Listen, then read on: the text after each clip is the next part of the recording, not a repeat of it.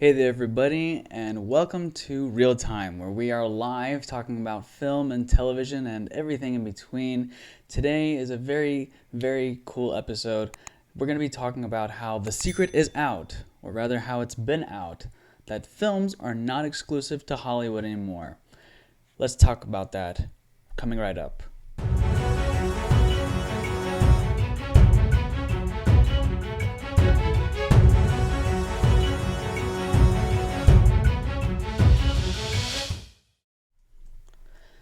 Hey there, everybody, and thank you all so much for tuning in. Mustafa Talib here with Cinema King Productions, and like I said, we're talking about how the secret is out, that films are not exclusive to Hollywood anymore. And firstly, I need to get it out of the way. My apologies for starting late. Had a little bit of issues. Like I said, if y'all were following me on Instagram, that I had a very, very long day today and I was just worn out.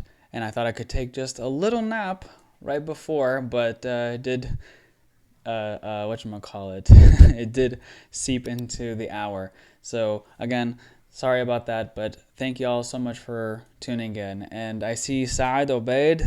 What's up, bro? Assalamu alaikum. Thank you for commenting and watching. So let's talk about this thing, right? About how films are not exclusive to Hollywood anymore.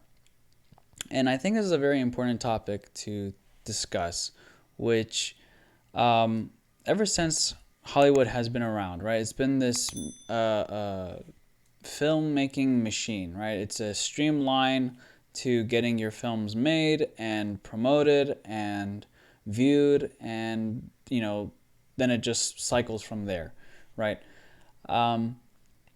But because people did not want to go through the Hollywood route, they wanted to be independent. So there were always independent filmmakers, and so they always wanted to collect the funds themselves to get their films produced and go through different avenues to make sure that it's not tampered with, right, through the Hollywood way. And that still applies to today, in our day and age of technology and the resources that are available to us. So there are three key points that I'm going to be talking about, which is how films are not exclusive to Hollywood anymore. The first is, like I just said, the resources. They are more available to us than ever before to tell the stories that we want. And within that, you have, first, education. You do not have to go to film school to get an education anymore, right? You don't need formal education to learn about filmmaking. I know that all that I have learned in my journey from to being a filmmaker were from the likes of people of Andrew Kramer with VideoCopilot.net.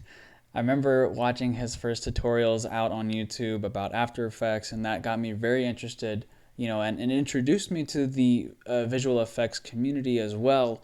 But again, to think about films from that perspective, like, oh, I want to achieve this type of effect. What's the story that can support, having that visual effect legitimately, so that it can tell the story better.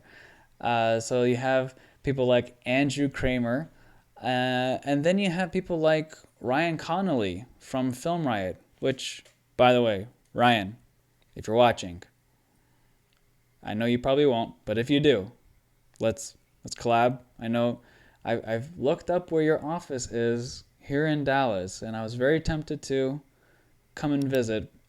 You told me y'all weren't accepting visitors because of y'all's high volume of work, which I totally respect, but come on.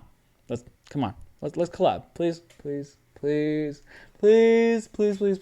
I want to collab. I love Film Riot. Film Riot was a great resource for me, at least growing up, learning the DIY trade of filmmaking. And then you have other channels on YouTube that I learned a lot from that were inspiring for me, like Devin Supertramp, right? Beautiful cinematography, having all his films shot on high-end cameras, and then telling story with movement, which was very, very whoa for me. It was just fantastic. Um, I'm sorry. I see that we have some technical difficulties. Just give me a one little tiny second here.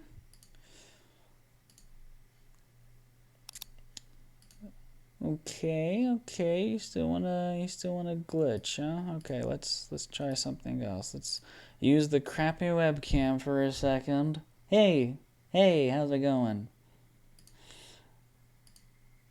All right, there we go.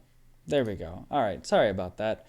Um, um, let's see, what can I do about this?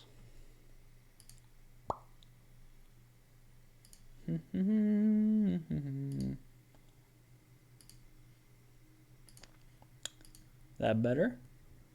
That okay? No? No? Hello? Okay. I think we're okay. Um, anyway, so you have Devin Supertramp. Then you have more recently-ish, you have D for Darius, right? What's up, my bruh-bruhs? He, oh, assalamu alaikum, Simon. Thanks for tuning in. I see your comment. Um, great resource about, filmmaking and how he really emphasized also with film right let you just use whatever you have at your disposal and tell your stories, create your films. So he was a great resource. Definitely check him out on YouTube. Then you have more recently Parker Welbeck from Full Time Filmmaker. He used to be part of the Devon Supertramp team, and then he branched off, has his own brand. Fantastic resource on learning filmmaking inside and out. He has his whole, like, again, I'm not partnering with any of these guys. I just think they are a really great resource if you want to get into filmmaking, to make your films extraordinary, incredible to view and to watch. These are the guys that you need to watch and learn from. So Parker Walbeck from Full Time Filmmaker.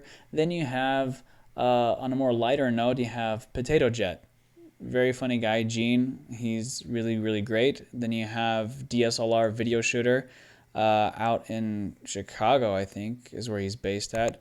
A very great resource. That's where I learned a lot about my GH4, which is this camera right over here. Learning to get the most out of it, to get that best image with that camera.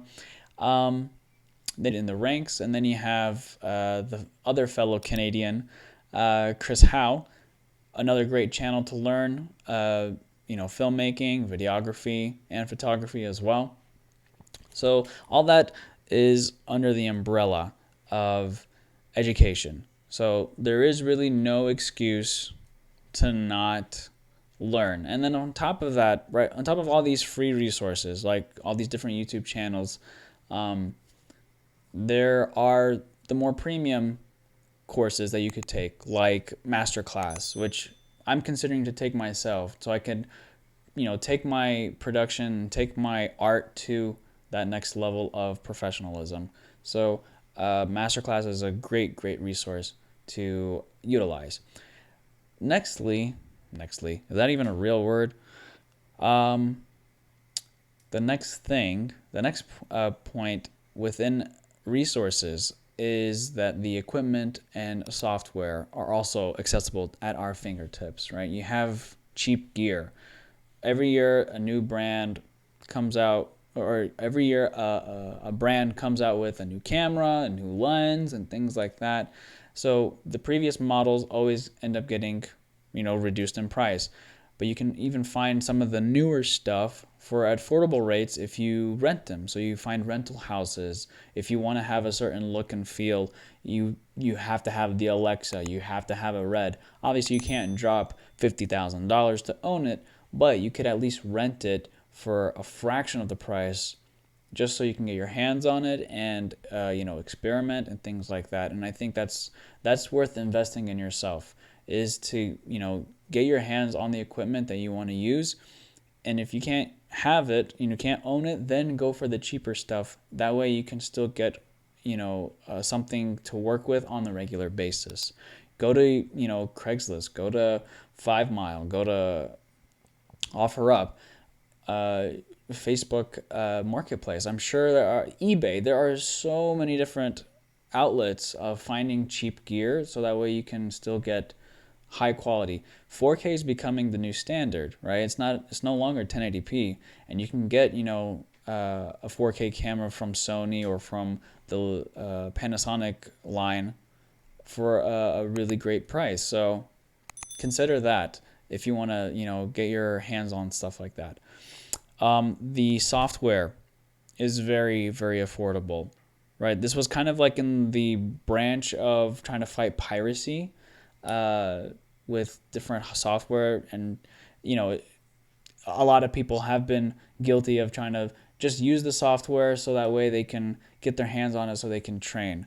But the software is much more affordable, to be a subscription based, so that more people can afford it. So like the Adobe Creative Cloud, which is what I use, very affordable on a monthly basis. So I have access to all the software that I want, that I need for my productions in terms of post-processing. In terms of gear, again, I talk about this all the time and I swear by it up and down. Your smartphone in your own pocket should be your first camera if you do not own a camera. The cameras in these guys are so powerful. They take amazing pictures. They take amazing video quality, and you can get the best out of it.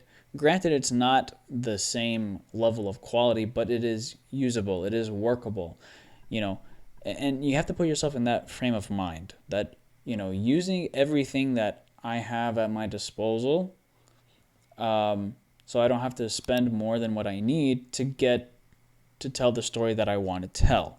So like, don't let gear be the thing that blocks you. You really have no excuse when you have your cell phone in your pocket that takes amazing 4K video by today's standards, and does the job.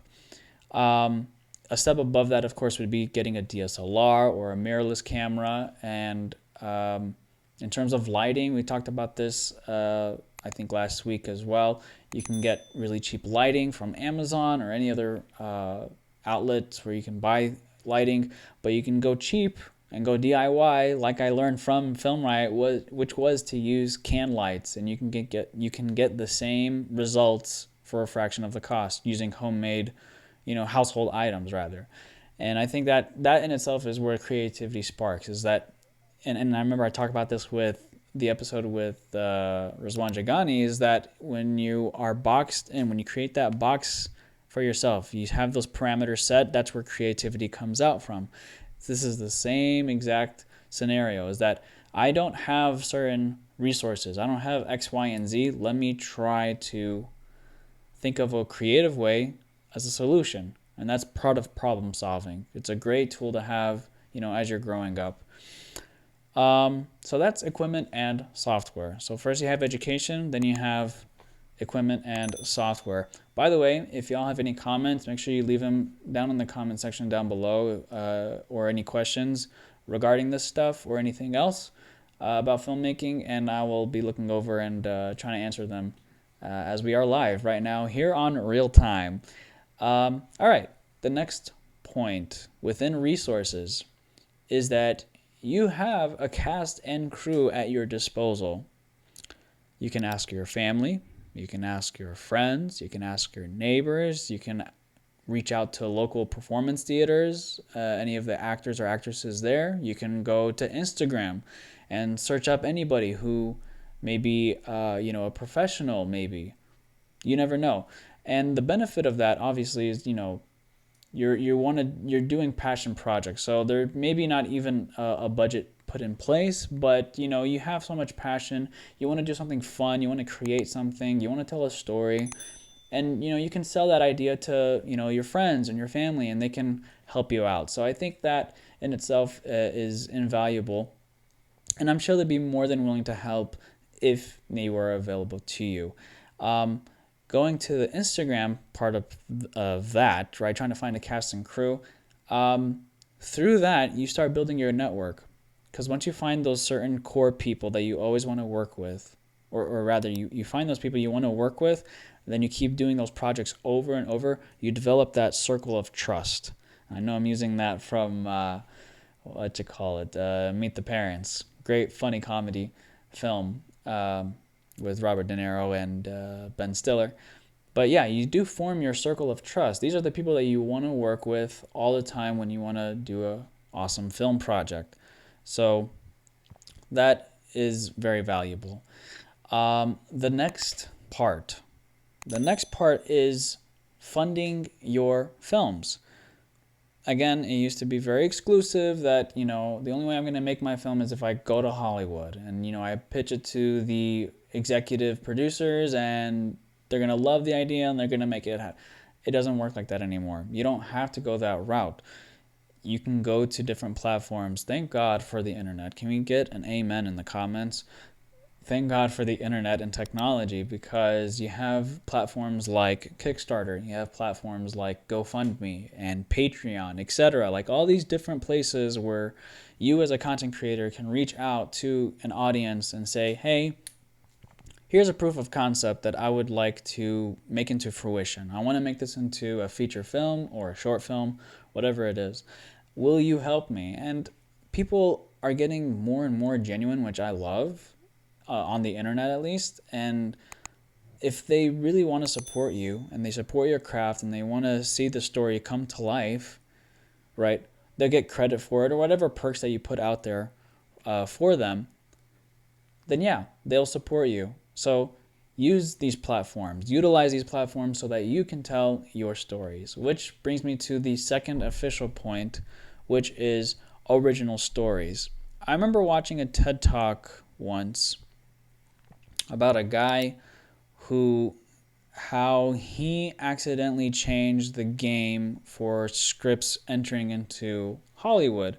They have a whole filtering process, and basically he found a loophole so that independent scriptwriters can get their content in. Like there's always like scripts that come in left and right, that Hollywood filters out to say, oh, this is a good story to tell, this is a good story to tell, this is not a great story to tell.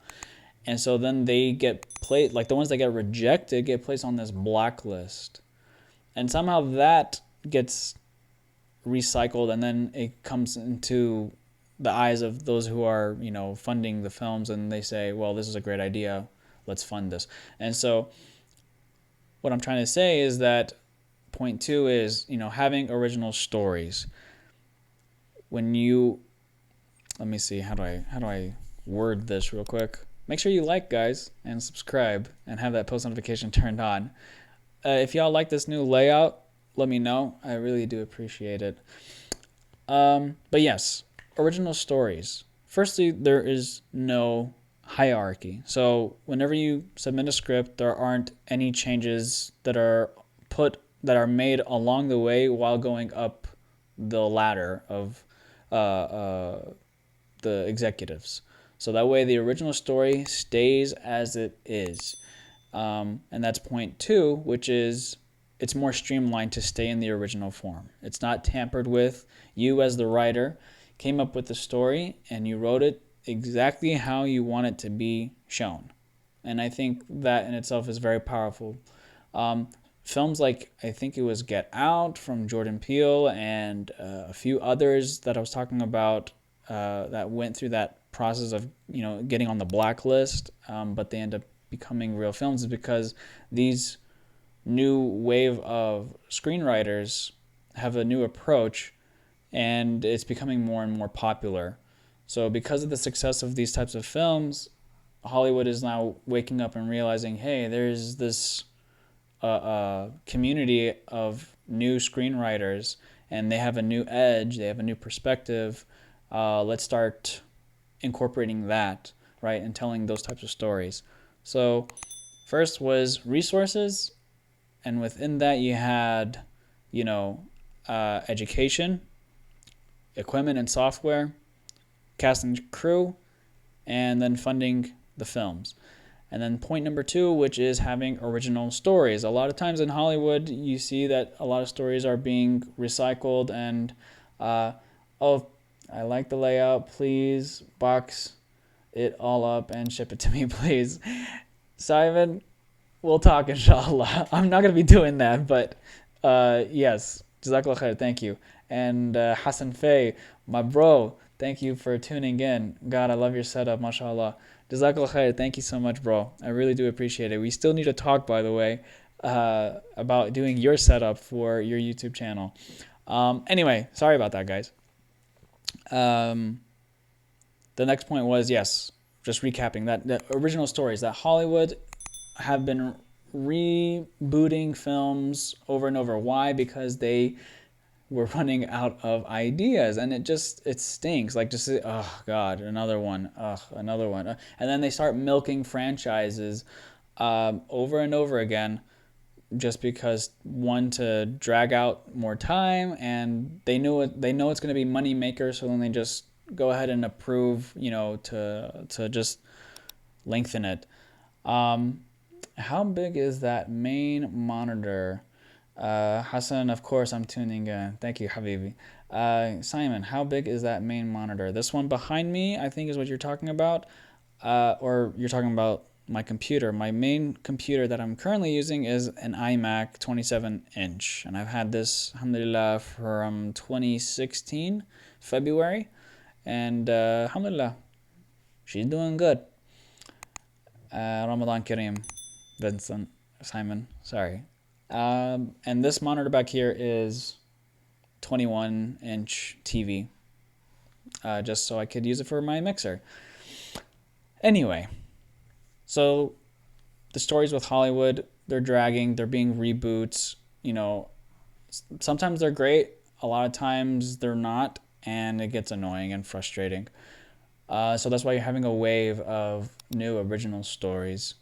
Unfortunately, during COVID-19, during the pandemic, we're not going to the movie theaters like we shouldn't be. We should still be observing social distancing. If we're going out, wear your masks, wear your gloves, like I was today. It was really interesting. Let's see. Oh, Ramadan Mubarak, Hassan. Let's see. So that's the stories aspect. And then lastly, the last point is distribution is more accessible. So we have different platforms that reach a worldwide audience around the world. I know it's kind of redundant. But you have platforms like right here, YouTube. And then you have, its competitor, Vimeo. And then you have Facebook, etc. Like, you have all these different platforms. And it makes, your chances of going viral or noticed much more greater than before. Again, with Hollywood, it was just exclusive that, you only see it this way. But then using social media, these other platforms, and they're taking in longer form content so that you can, and the algorithm favors these types of content because of, it keeps the audience on that platform instead. Now, of course, Hollywood has been in the business forever, so they have the marketing machine, and they utilize all these outlets as well so they can be promoting their work that's, out there. But when you have the mass audience of, the world at your disposal, when you put something out, you've gained your audience, you worked hard, and they follow your work because they like what you produce, then, of course, you have a better chance of making your stuff go viral. Secondly, it's minimal if you think about it, it's minimal input for a huge ROI, return on investment. The amount of work that you put in, and for it to be a worldwide sensation, right, a phenomenon, if it goes viral, is just like there's a big gap between that. Like, you put in just a little bit, relatively speaking, and then if it's that great, then yeah, it's gonna go viral. And I think that is powerful to have at our fingertips as content creators, as filmmakers, as artists, which I think is fantastic and amazing. However, as a filmmaker, there is nothing in the world like your film that you've worked so hard on, your blood, sweat, and tears going into the story that you want to tell. when that is being screened in a movie theater with a full house audience. That, I think, is just priceless. And I only say that because I aspire to do that one day. I want to create a film, and I want to be able to give it a tour and showcase it across America and even around the world if I could, and have it legitimately be played at an actual movie theater so people can go to the theater, buy popcorn, buy their candy, buy their soda, whatever, and enjoy the film, right? And leave being inspired to some capacity, in any capacity, I hope. And I hope that, one day, inshallah, that is my dream, is to produce films and do that. So there is that trade-off. Even though you have this mass distribution, it is always such a great feeling when you putting at your creation of film, and it's a wonderful feeling. It's a wonderful feeling. I remember when I went to the premiere of American Sharia. We just had Omar Reagan on recently on the show on Real Time, and we didn't talk about it, but I remember when he did come for the tour, right, for American Sharia. It was just amazing. Unfortunately, not a lot of people did come, which I think was very sad because, again, it was a lot of work. And of course, there's the politics of behind it. It got more international praise than it did in the States, which is, I think, kind of funny or ironic. But regardless, people did come, and I enjoyed it thoroughly. It was just a great movie. And to have it seen at a Cinemark, and then have the director and writer and the star come out and talk about it was just obviously amazing. So inshallah, one day have the equipment and software that's at our disposal. We have cast and crew that's at our disposal. We can network and find that core group of individuals that will help you, and you help them in their projects as well. Right? It's like a kind of a fair trade-off that way. And then you can also fund your films using an audience that you've built for yourself. Secondly is, having ideas, a global audience. And I think that in itself is just very rewarding, because this is a powerful medium to tell your stories, a powerful medium to get a message out there.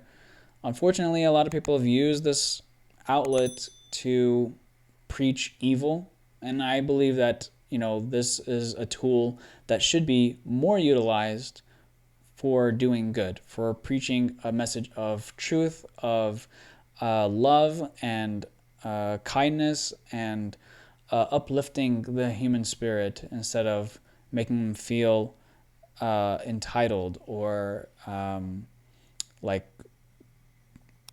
I don't know, like the words aren't coming to me right now, but I think y'all understand the point. I mean, yes, it does have the entertaining factor as well, but you should always leave with a message. There has to be a point. It shouldn't just be just because. There has to be a real reason behind why you're creating your art. And hopefully your intentions are good, that you want to have a positive message to send out and tell people.